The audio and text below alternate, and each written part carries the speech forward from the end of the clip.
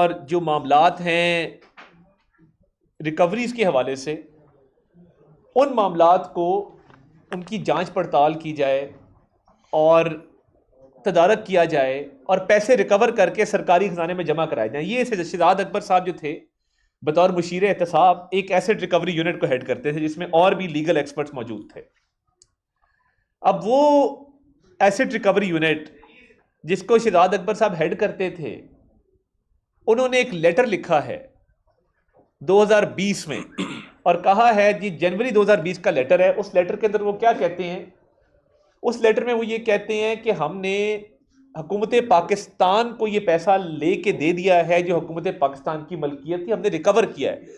और फिर उन्होंने एक फहरिस्त जारी की जिसके अंदर उन्होंने ये लिखा कि इस इतने सालों के अंदर हमने ये अमाउंट्स रिकवर की हैं जो करप्शन का और रिश्वत का पैसा था, और रिकवर करके हुकूमत पाकिस्तान के हवाले कर दिया है। अब ये देखिए ना, अब आपके अपने दस्तावेजात, शहजाद अकबर साहब लंदन भी गए, उन्होंने वहां भी कागजात को इधर करने की कोशिश की, आप सबने वो फुटेज देखी। ये जो एक डाका है पाकिस्तान की तारीख का सबसे बड़ा, जिसके अंदर सजा हुई है, अब इसमें क्योंकि दस्तावेजात भी सामने आ गए हैं, ये बात भी तयशुदा है कि एनसीए ने ये पैसा जब्त करके पाकिस्तान की हुकूमत को दिया कि पाकिस्तान की अवाम का पैसा है।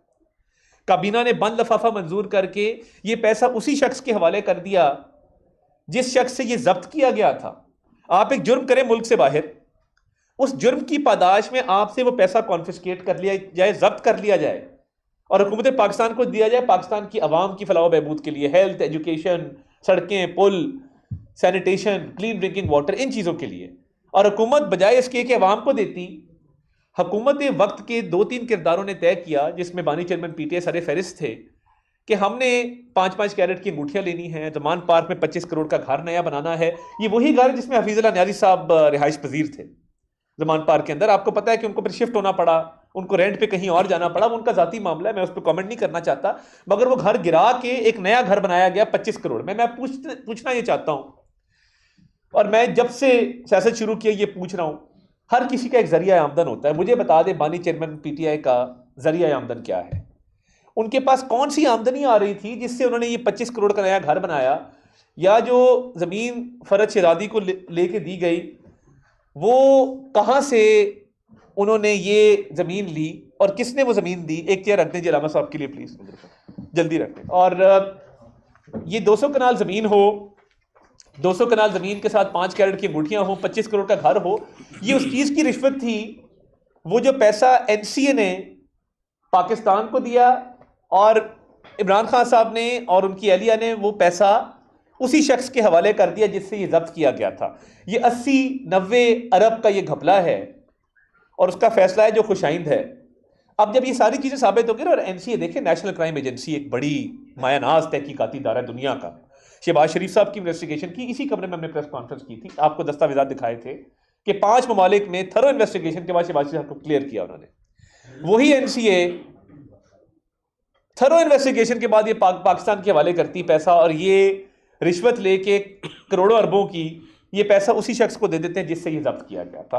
ये तो साबित है ना, इसमें आप क्या कहेंगे? कोई लीगल आर्गुमेंट नहीं है, कोई लीगल जस्टिफिकेशन नहीं। मैं ये दस्तावेजात आपको भेज रहा हूं, ये मीडिया के ऊपर आप दिखा दें कि ये वो दस्तावेजात है एसेट रिकवरी यूनिट के, जो सबके सामने। अब जब कोई चीज समझ नहीं ना आई और कोई दिफा नहीं था, कोई डिफेंस नहीं थी, कहा गया सीरत पर चलने की सजा। मैं उलमा हजरात को, मेरे साथ इस वक्त डॉक्टर मुफ्ती इंतखाब साहब मौजूद हैं, मौलाना शोएब रहमान साहब मौजूद हैं, मौलाना असलम नदीम साहब मौजूद हैं, मौलाना अब्दुल वहीद साहब मौजूद हैं, अलामा अरशद आबदी साहब मौजूद हैं। तमाम मकतबा फ़िक्र से ताल्लुक़ रखने वाले उलमा मेरे राइट और लेफ़्ट जो हैं वो तशरीफ़ फरमा हैं। बात सिर्फ इतनी है, और मैं कहना सिर्फ ये चाहता हूँ कि जब कुछ नहीं मिला और लीगल डिफेंस है नहीं, सियासी तौर पे केस लड़ा गया ना, कौन सा ये जो ज़मीन अलकादिर की खरीदी गई और वहाँ पे 28 करोड़ रुपया अकाउंट में गया और एक शैम ट्रस्ट मियाँ बीवी ने बनाया, भाई ईदी का ट्रस्ट क्यों नहीं बना? शहजाद रॉय का क्यों नहीं बना? अबरारुल हक का क्यों नहीं बना?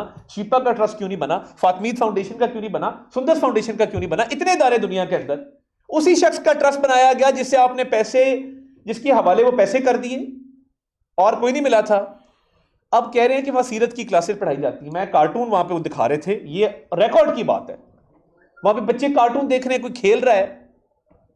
कौन सी ऐसी वहां पे दीनी तालीम दी जा रही? मैं पूछना ये चाहता हूं। हर बात में आप मजहब को ले आते हैं, हर बात में आप कहते हैं कि जी सीरत पे चलने की सजा मिली। ये इस सियासत से मजहब को दूर रखें मेहरबानी फरमा के। हमें पता है कि जब आपके कान में आगे कोई कहता है इस्लामी टच दें, हम बैठे इसलिए कि आप अपनी सियासत करें, आप हमारे पे तनकीद करें, मेरी क़यादत पे तनकीद करें, सियासत करें, बिल्कुल करें, सियासी पॉइंट स्कोरिंग भी करें, मगर अल्लाह को, रसूल को, दीन को इसमें से बाहर रहने दें। नबी करीम सल्लल्लाहु अलैहि वसल्लम की सीरत से इस चीज को जोड़ना इन इट सेल्फ मैं समझता हूं कि ये बहुत बड़ा एक तौहीन आमेज रवैया है कि आपको जब कुछ नहीं मिलता तो आप कहते हैं कि जी हमें जो है वो मजहब से मोहब्बत की सजा मिल रही है। आपने क्या सारी उम्र मजहब का प्रचार किया है? आप जब क्रिकेट खेलते थे, मजहब का प्रचार साथ साथ करते थे जहां सीरीज खेलने जाते थे, या जो आपके खिलाफ जितने फैसले बाहर के ममालिक से आए हैं वो मजहब की पादाश में आए हैं कि आप वहां पे तबलीग कर रहे थे तो आपको रोक दिया गया कि तबलीग ना करो। क्या लॉस एंजलिस हाई कोर्ट का डिसीजन तबलीग से ममानियत के हवाले से आया है? क्या आप दीन इस्लाम के लिए काम कर रहे थे? बात इतनी है कि सियासत होती रहेगी मगर दीन का नाम ना लें, खुदा का वास्ता है, नबी करीम सल्लल्लाहु अलैहि वसल्लम की जात को। और ये वो लोग हैं, मैं ये कहना चाहता हूं, ये साहिबजादा जहांगीर चीकू साहब है, लंदन में होते हैं। अभी पिछले दिनों आपने देखा कि उनको इजलास में बैठने की इजाजत नहीं दी गई, इजलास से उनको निकाल दिया गया। तो जब इजलास से उनको निकाला गया, ये वो शख्स है जो मदीना मुनव्वरा गया, पूरा टोला लेके गया, और जब ये पूरा टोला लेके मदीना मुनव्वरा गया तो वहां पे मस्जिद नबी सल्लल्लाहु अलैहि वसल्लम, जहां पे कदमों की चाप की आवाज इंसान आहिस्ता रखता है, हद अदब में रहता है कि वहां पे कदमों की चाप की आवाज ना आए। एक अदब का एक आला मकाम है, एक इतने अदब की जगह है कि लोग अपनी अकीदत के तहत ऊंची आवाज में भी बात नहीं करते, सरगोशी करते हैं। ये हमारा अकीदा है, हमारा ईमान है। आपने वहां पे शाहजैन बुगटी के बाल खींचे, आपने वहां पे मरियम औरंगजेब साहिबा को जो है वो उनका घेराव करके आपने नारे लगाए वहां पे। यानी यार, आप लोग उम्रे के लिए जाते हैं, आप पार्टी के झंडे लेके जाते हैं वहां पे। मतलब खुदा का खौफ करें, कोई मरना भी है, को अल्लाह ताला को भी हिसाब देना है। और एक बच्चा उठता है, वो कहता है कि जी हजरत अब्दुल्ला के बाद और हजरत बीबी आमना के बाद जो सबसे लकी पेरेंट्स है दुनिया के, वो शौकत खानम और नाउजुबिल्ला इकरामुल्लाह न्याजी हैं। वो वीडियो किसी ने देखी, किसी ने कंडेम किया, और खास सब स्टेज के ऊपर हैं और सीना तान के खड़े हैं और अप्रिशिएट करें कि ये बच्चे ने क्या बात कर दी आज। कोई कह रहा है दौरे हाजिर का पैगंबर है, ये सामने खड़े होकर खातून कह रही है ये जो है ये दौरे हाजिर के पैगंबर है, वो खड़े हैं वहां पे स्टेज के ऊपर। कोई थोड़ा सा ख्याल करें अपनी इस सियासत से, अपनी ये जो रिश्वत और आपको करप्शन के केस में डाके में आपको सजा मिली है, इसको मजहब को बीच में मत लाएं। और मैं दोबारा कहूंगा कि ये कौन सी ऐसी दीन की खिदमत अल कादिर यूनिवर्सिटी में हो रही, बता दें। कल हमारे 2-3 साफी गए हुए थे, उन्होंने बताया वहां पे बच्चे जो हैं वो और एक्टिविटीज कर रहे हैं, और पढ़ाइयां कर रहे हैं, कोई कार्टून लगा हुआ है, कोई कहीं पे कोई एक्टिविटी हो रही है, और आपने पूरी कौम के सामने झूठा प्रचार किया कि जी वहां पे सीरत की तालीम दी जा रही है। खुदारा जब ये कोई जवाब नहीं ना मिलता, पता है इन्होंने कंसल्टेंट रखे हैं जो मुल्क से बाहर बैठे, वो क्या कहते हैं, ये उनको ईमेल करते हैं, वो कहते हैं कि जी ये पाकिस्तानी कौम जज्बाती कौम है, दीन से इस कौम की रगबत है, अल्लाह रसूल को मानने वाले लोग हैं, तो आप एक काम करें, ट्विस्ट दे दें, ट्विस्ट दे दें, इसको मदद से जोड़ दें इस चीज को। तो यार खुदा का खौफ करें कोई थोड़ा सा। ये जो करप्शन का केस है ना, आज अलीमा खान साहिबा कह रही हैं कि ये इसको 190 मिलियन पाउंड का केस ना कहें, इसको अलकादिर केस कहें। ये भी मजहबी टच है ना, कि इसका नाम भी जो है वो अलकादिर जो है वो कहा जाए और पुकारा जाए। ये साबित शुदा चीज है, जो आपने जराइम किए हैं पूरी दुनिया के सामने आ चुके हैं, पूरी दुनिया इनको देख चुकी है, और पूरी दुनिया, आप इनका एक क्लिप अभी देखा मैंने, हामिद मीर साहब का एक प्रोग्राम के अंदर ये कह रहे हैं कि जी मलिक रियाज जो है वो जिसको चाहता है खरीद लेता है, जब कोई इसका काम नहीं हो रहा होता वो खरीद लेता है, वो पैसे खर्च देता है, वो कोई ना कोई रिश्वत दे देता है। मका फाते अमल है ना, जो बात ये मुंह से निकालते हैं वो इन पे आके फिट होती थोड़ी देर बाद। और ये जो 5-5 कैरेट की अंगूठियां मांगना, 25 करोड़ का घर बना लेना, 28 करोड़ अकाउंट में जमा करा देना, अरबों रुपए का किसी को फायदा दे देना, आप मेरे से लीगल आर्ग्यूमेंट करें, मैं पूरी पीटीए को चैलेंज करता हूं। आप लीगल आर्ग्यूमेंट बताएं कि क्या एनसीए ने ये पैसा हुकूमत पाकिस्तान के हवाले किया कि नहीं किया? किया। क्या जब्त करके किया? जी जब्त करके किया। बतौर जुर्माने के किया? हुकूमत पाकिस्तान को दिया? जी दिया। क्या जब हुकूमत पाकिस्तान के पास ये पैसा आया तो बंद लिफाफे में काबीना में पेश किया गया? जी पेश किया गया। जब काबीना में पेश किया गया और खान साहब ने खुद कहा कि इसको नहीं खोलना, फवाद चौधरी ने कहा खोलें, शीरी मजारी ने कहा खोलें, मुराद सईद ने भी सवालात उठाए, मगर ये बंद लिफाफा खोलने नहीं दिया गया। क्यों? छुपाते उस चीज को हैं जिसके अंदर गड़बड़ होती है। तो क्या बंद लिफाफे के तहत ये पैसा सुप्रीम कोर्ट के एक अकाउंट में एक ऑलरेडी मौजूदा जुर्माने को अदा करने के लिए इस्तेमाल किया गया? जी हां। क्या सुप्रीम कोर्ट का ऑर्डर मौजूद है जिसमें सुप्रीम कोर्ट ने कहा कि आपने ये गैर कानूनी अमल किया? जी मौजूद है। तो फिर आपके पास लीगल आर्ग्यूमेंट क्या है? मैं पूरी पीटीआई की लीगल टीम, मेरे उस्ताद है सलमान अकरम राजा साहब, अच्छे वकील हैं, बैरिस्टर अली गौहर साहब, एतराज हसन साहब के साथ सारी उम्र प्रैक्टिस की उन्होंने। मैं इनकी पूरी लीगल टीम को, सलमान सफदर साहब हमारे उस्तादों में से जो अच्छे क्रिमिनल लॉ के वकील हैं, मैं कहता हूं कि आप लीगल आर्ग्यूमेंट देना, बता दें कि एमसीए की इन्वेस्टिगेशन थी नहीं थी, ये पैसा एक लाइबिलिटी थी नहीं थी, हुकूमत पाकिस्तान का पैसा था कि नहीं था, और हुकूमत पाकिस्तान के हवाले किया गया नहीं किया गया। तो आपने एक पैसा इतना बड़ा उठा के उसी शख्स के हवाले कर दिया और उसी का जुर्माना अदा कर दिया जिससे ये पैसा जब्त किया गया था। और ये आपके बगैर क्या वो शख्स ये सकत रखता था? अगला सवाल, क्या वो शख्स मलिक रियाज साहब ये सकत रखते थे कि वो इमरान खान और उसकी बेगम के बगैर ये पैसा अपने नाम करवा लेते? जवाब है नहीं। क्या ये काबीना का फैसला और इमरान खान साहब और बुशरा बीबी के फैसले के तहत हुकूमत पाकिस्तान को नुकसान हुआ? जवाब है हां। मलिक रियाज साहब का फायदा हुआ? जवाब है हां। तो करप्शन साबित है, डाका साबित है, रिश्वत साबित है, आपने पैसे लिए हैं, हाथ आपके रंगे हुए हैं। तो इसमें खुदारा अल्लाह रसूल को मत लेके आए। ये सियासत इतनी मुकद्दस कभी भी नहीं थी। ये सियासत कभी भी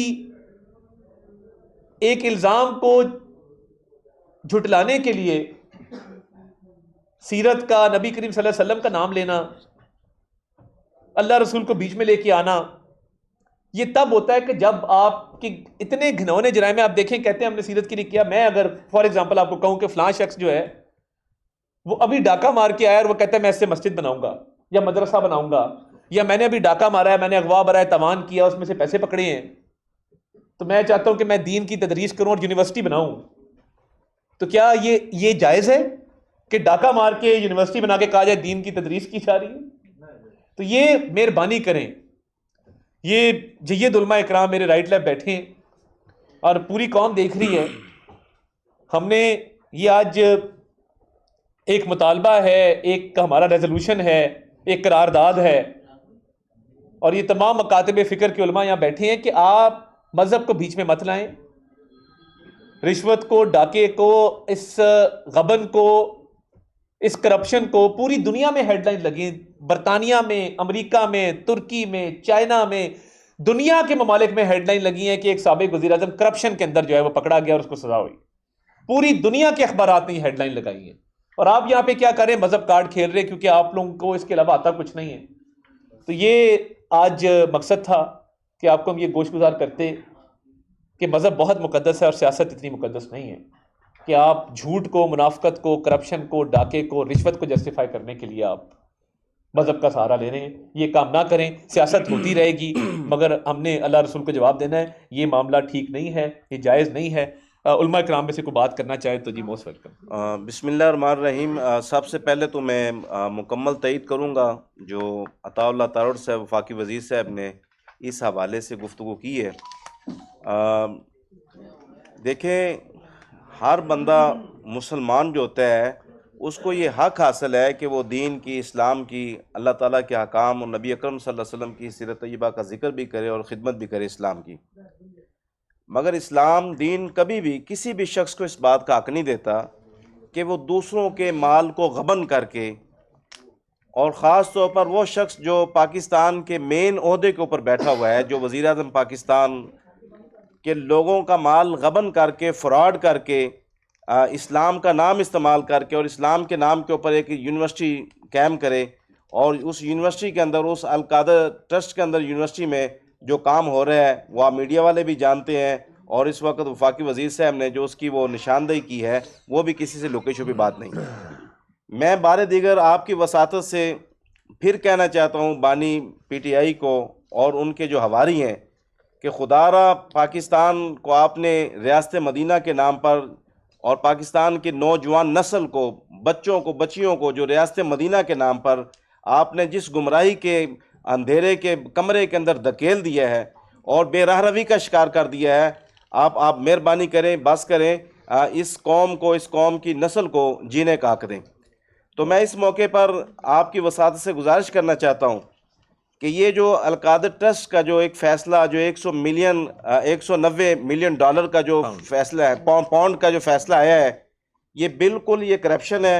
और जिस तरह पे पैसा जो है वो बाहर से मंगवाया गया और फिर जिस तरह से जो है वो सुप्रीम कोर्ट में उसको जमा कराया गया, फिर उस तरह पे जो मलक रियाज साहब जो थे, इनके जो साथी थे, मुआविन थे, उन तक उस पैसे को पहुंचाया गया।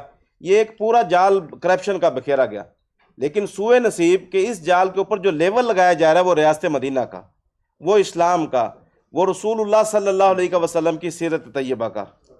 अगर आप इतने मेहरबान हैं, तो इस दौलत से आप जो पाकिस्तान के अंदर रिफाई इदारे काम कर रहे हैं, आपके ज़माने में, आपके दौरे हुकूमत में जिस तरह दीनी मदारस के साथ, जामियात के साथ जुल्म व सितम किया गया, जिस कदर उनकी बेहुरमती की गई, ख़ास तौर पर वो लोग जो दीन इस्लाम के मुखलस साथी थे, उनके साथ आपकी हुकूमत में जो एक रियासती जबर किया गया, इसकी मिसाल भी पाकिस्तान के अंदर कभी नहीं मिलती।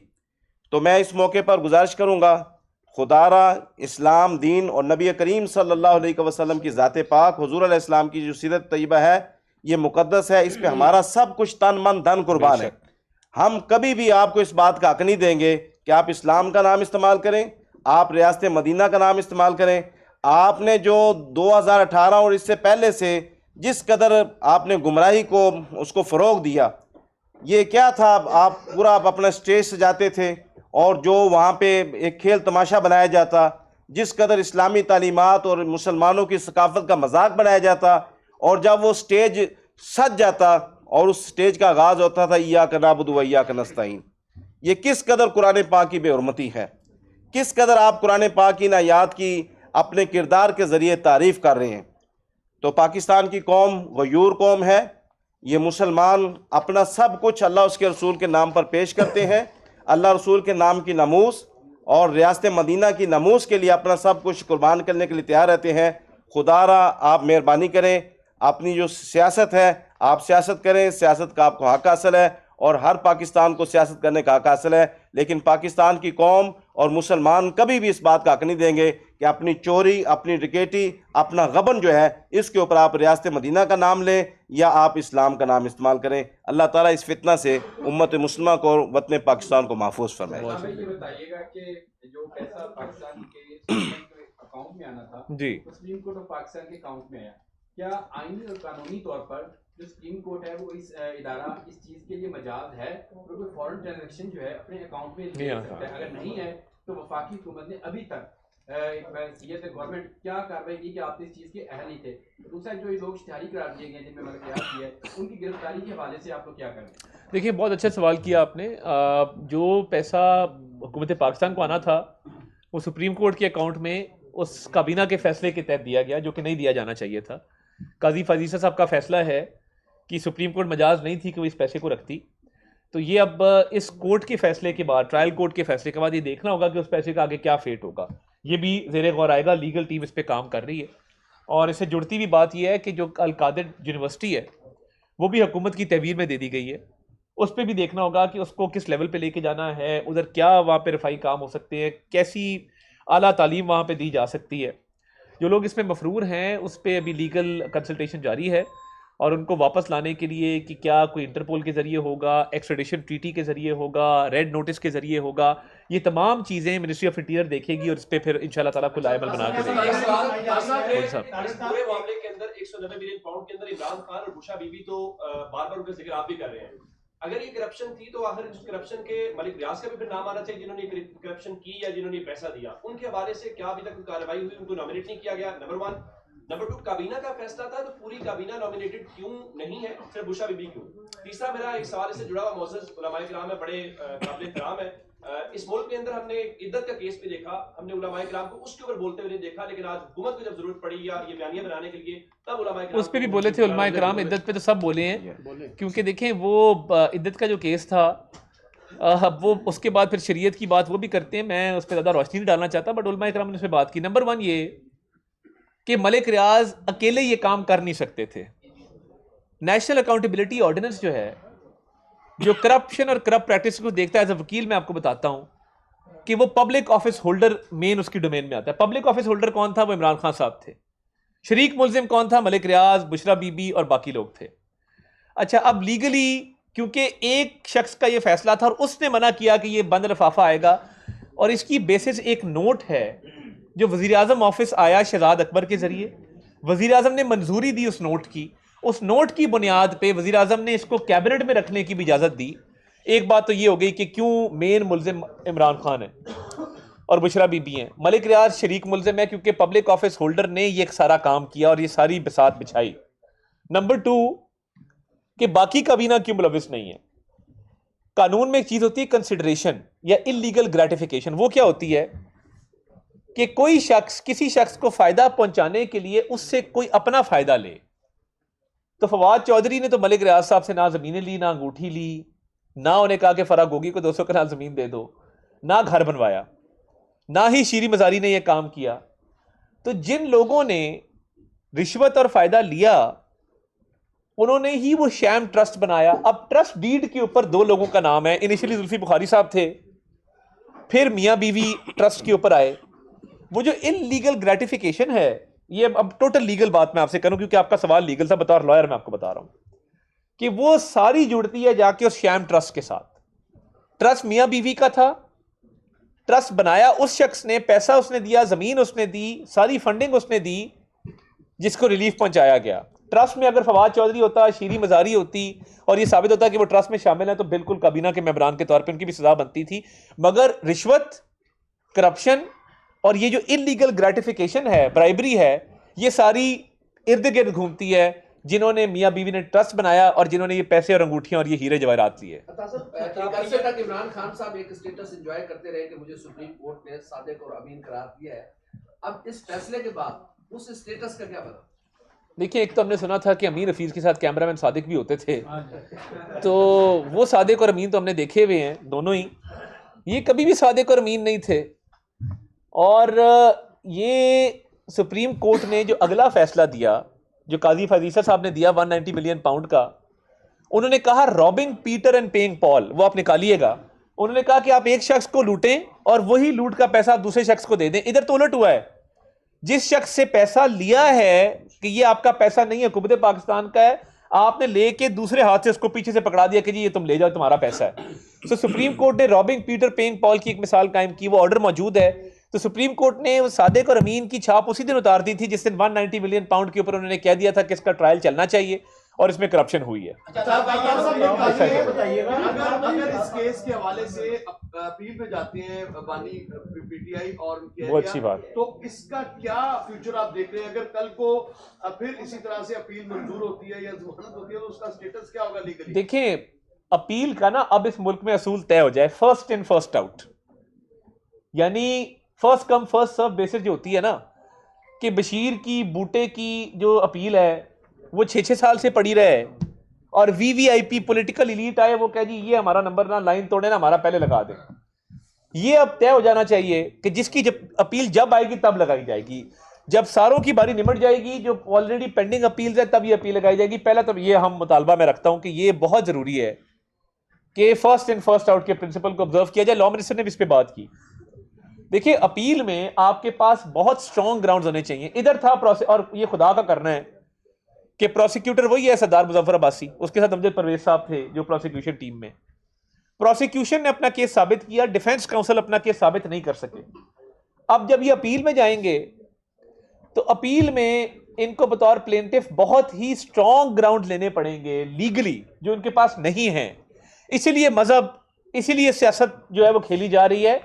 अपील के लिए इनके पास मवाद नहीं है, लीगल आर्ग्यूमेंट नहीं है, दस्तावेजात नहीं है, शवाहिद नहीं है, सबूत नहीं है, टेक्निकलिटी पे खेलने की कोशिश करेंगे। अपील बहुत कमजोर होगी, जब बारी आएगी, जब लगेगी, देखा जाएगा। मगर मैं नहीं समझता कि ये केस में इतना मवाद है कि इसकी अपील जो है वो 2-3 पेशियां भी बर्दाश्त कर सकते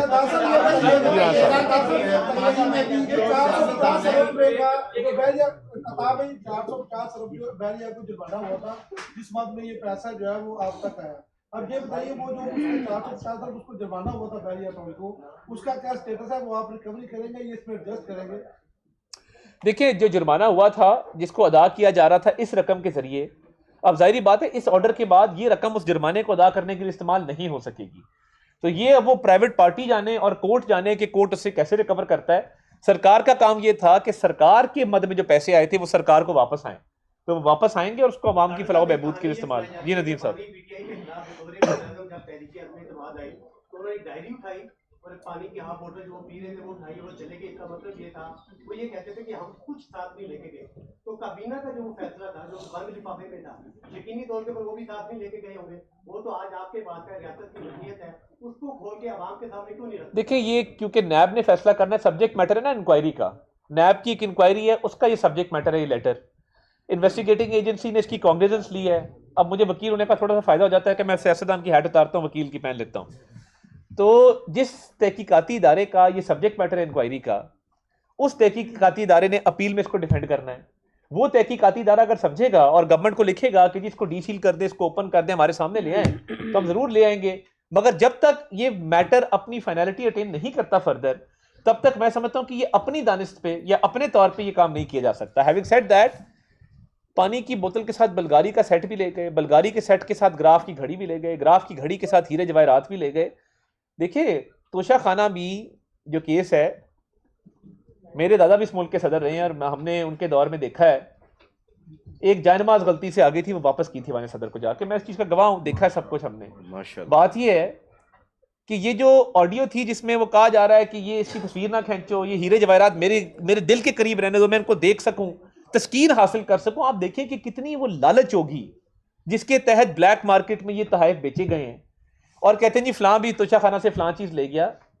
जितने पाकिस्तान में हुक्मरान रहे हैं उनको एक फैसिलिटी अवेलेबल थी कि इसका एक परसेंटेज आप पे करके वो अपने जाती इस्तेमाल में चीज ले आए। ये किसी ने नहीं किया कि वो ले आए, वो दुबई ले जाएं, वहां पे फरा बच्ची जाए, वो मासूम सी बच्ची जिसको ना कहते, मासूम सी बच्ची मेरे साथ होती है, एडी मासूमियत तो वैसे मैं जिंदगी नहीं देखी, तो वो उसी चीज को बाहर बेचें 10 times the price of market value. आपने पहले उसकी डेप्रिशिएटेड वैल्यू लगवाई ना, आपने जिस वैल्यूअर को भेजा जो वैल्यूएशन करते हैं, असेसी है, उसने उसकी कीमत मार्केट प्राइस से 10 गुना कम लगाई, उसका 20% पे किया, बाहर ले गए, बेच दिया। और कई चीजें काबिल फरोख्त नहीं होती हैं। जो आपको बादशाह या मुख्तलिफ ममालिक के सरबराहान आपको चीजें गिफ्ट करते हैं ना, कस्टम मेड होती हैं, बाय अपॉइंटमेंट मिलती हैं, वो उनकी फरोख्त नहीं हो सकती, बिकॉज वो तवक्को ये होती है कि ये सिर्फ आपके जाती इस्तेमाल में रहेगी, ब्लैक मार्केट के इस्तेमाल में नहीं रहेगी। एक इधर से ले लेते हैं।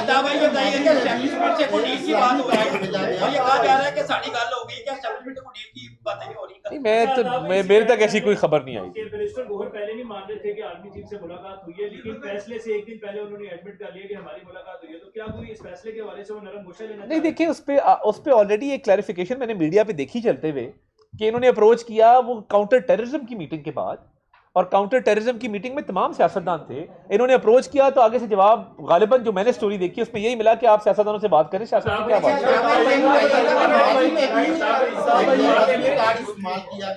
और सियासतदान निशाने पे रहे। क्या यार ये नहीं हो सकता कि तमाम सियासतदान बैठे और इस पे एक ऐसा? बहुत अच्छी बात है। देखिए, एहसन इकबाल साहब को गोली लगी मजहब के नाम पे। आप अंदाजा करें कि इस मुल्क में जो ब्लास्फेमी का लॉ इंट्रोड्यूस पार्लियामेंट में किया था, आपा निसार फातिमा साहब ने वो कानून पढ़ा था, उसको इंट्रोड्यूस किया था। उन्हीं के साहबजादे को तौहीन पे गोली मारी जा रही है। आप देखें ना किस किस्म की सतन ज़रीफ़ी है। और ये पूरा मैं समझता हूं कि ये सियासतदानों को बैठना पड़ेगा, ये तय करना पड़ेगा कि हम मजहब को इस्तेमाल अपने सियासी मकासद के लिए।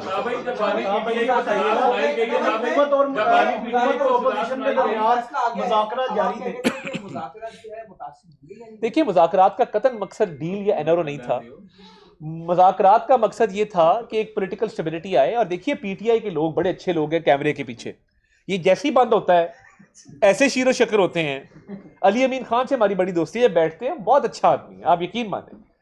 मगर कैमरे के सामने उनकी रिक्वायरमेंट है, हमें कहते हैं कि जी हमारे लोग जो हैं वो चाहते हैं कि जरा थोड़ा सा खड़ाक हो जाए। तो कहने का मकसद ये है, 26वीं आईनी तरमीम पे इन्होंने हमारा साथ दिया मुकम्मल। वो फिर जेल में झाड़ खाई, वो अलग बात है। उसके बाद उन्होंने कहा हम अलामती वॉकआउट करेंगे। इनके कहने पे 26वीं आईनी तरमीम में से शिकें निकाली गई। हाँ, असेंबली का हिस्सा है, कमेटियों का हिस्सा है, हमारी मदद करते हैं हाउस चलाने में। आजकल थोड़ा ऊ कर रहे हैं, मैं तो उस पर कहता हूँ कि काश 9 मई को या 26 नवंबर को भी ऊ कर दिया होता और शोदा की यादगारों को मसमार ना करते। जापानियों का तरीका आज भी अपना लें, और ये बजाय इसके कि आंसू गैस के शेल मारते हैं, फायरिंग करते हैं बाहर निकल के और सड़कों को ब्लॉक करते हैं, आप अपनी अपनी जगह पे ऊ कर लें तो मेरा ख्याल है मुल्क के बहुत सारे मसाइल हल हो जाए। जब पानी को सजा सुनाई गई तो कुछ चैनल्स ने इत्तेफाकन उनको बरी करने की ब्रेकिंग दी। तो कहा यह जा रहा है कि पहले 2 फैसले आए थे, पहले एक चलवाया गया और उसके बाद वो नहीं माने तो फिर उन्हें सजा की खबर। नहीं, देखिए, बहुत सारे सहाफ़ी जो हैं वो अदालत में मौजूद थे। मोहसिन बिलाल साहब मौजूद थे, गौर भट्ट साहब मौजूद थे, रिजवान रजी साहब मौजूद थे, हसन अयूब साहब मौजूद थे। आपके साथी रिपोर्टर्स हैं, आपके साथ उनका एक टाइम गुजरा है, आप उनसे पूछ लें कि वहाँ क्या माहौल था और वहाँ पे क्या फैसला सुनाया गया, क्या नहीं सुनाया गया। कई दफ़ा होता है कि जज्बात के अंदर जल्दी वो रिलीज़ हो जाती हैं चीज़ें, बट मेरे लिए तमाम चैनल्स काबिल एहतराम हैं, चैनल्स की मैनेजमेंट, उनकी ओनरशिप काबिल एहतराम है। मैं नहीं समझता कि ये कोई भाम है ऐसा। फैसला जो था वो सबके सामने था, सुनाया गया, साफियों की मौजूदगी में सुनाया गया, कोई बंद कमरे में तो नहीं सुनाया गया। अच्छा, लास्ट आखिरी सवाल मुज़ाकराती कमेटी बनी, मुज़ाकरात भी हुए पीटीआई के साथ, तो आप नहीं समझते कि फैसला आने के बाद ये जो 190 मिलियन पाउंड का फैसला है, इसके बाद पीटीआई और हुकूमत के दरमियान कशीदगी मजीद बढ़ने के इम्कान? नहीं, देखिए, मैं समझता हूँ कि इनके लोग अच्छी बातचीत कर रहे हैं और ये मैंडेट के मुताबिक कर रहे हैं, तो ये बातचीत आगे बढ़नी चाहिए, पॉलिटिकल स्टेबिलिटी आनी चाहिए और आपस में बातचीत से मसाइल हल होते हैं। बातचीत एनआरओ के लिए नहीं है, डील के लिए नहीं है। कोई बंदा कत्ल कर दे और कत्ल करके आके बैठे कि जी मैंने कत्ल कर दिया, मैं मुज़ाकराती कमेटी का हिस्सा हूँ, पुलिस मुझे ना पकड़े, ये तो नहीं हो सकता ना। जो आपने एक जुर्म किया है उसकी सज़ा भुगतनी पड़ेगी, उसका मुज़ाकरात से ताल्लुक़ नहीं है। मुज़ाकरात बाकी चीज़ों पे हो सकते हैं, जो जायज़ मुतालबात है वो माने जा सकते हैं। अदनान शेख साहब का एक सवाल था, नहीं मेरा नहीं ख्याल, रिजवान रजी साहब ने ज़रूर कहा कि जब आप ला इलाहा इल्लल्लाह पढ़ते हैं तो साथ मोहम्मद रसूलुल्लाह भी पढ़ दिया करें। ये उन्होंने आज उन्होंने कहा तो इस पर खान साहब थोड़ा गुस्से में भी आए। उन्होंने रिजवान साहब को कहा कि जी आप ये क्या बात कर रहे हैं, तो उन्होंने कहा नहीं कलमा पूरा पढ़ा करें। और मैं एक और बात जो मैं करना चाहता हूँ उलमा इकराम की इजाज़त के साथ कि देखें, जब इय्याका नअबुदु व इय्याका नस्तईन पढ़ते हैं तो उसके बाद इहदिना सिरातल मुस्तकीम भी पढ़ा करें, बहुत ज़रूरी है। बहुत शुक्रिया।